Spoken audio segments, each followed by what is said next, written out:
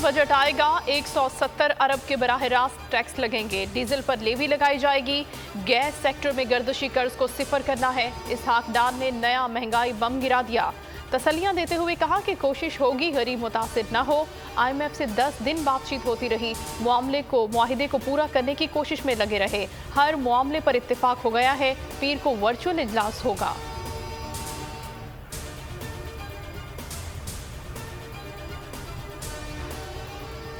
इसहाक डार की बातें नंबरों का हेर फेर है।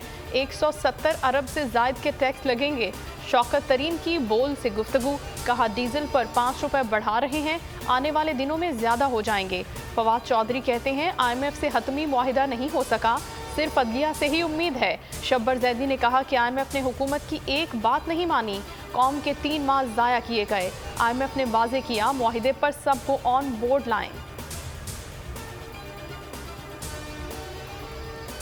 हुकूमत इंतखाबात करवाने में संजीदा नहीं, बर वक्त इंतखाबात के लिए सिर्फ अदलिया से उम्मीद है। इमरान खान की लाहौर में बोल न्यूज़ से गुफ्तगू, कहा हुकूमत दहशतगर्दी के खिलाफ पहले तो ऑल पार्टीज कॉन्फ्रेंस बुलाए। इमरान खान ने हुकूमत गिरने के बाद जनरल बाजवा से मुलाकात का एतराफ़ कर लिया।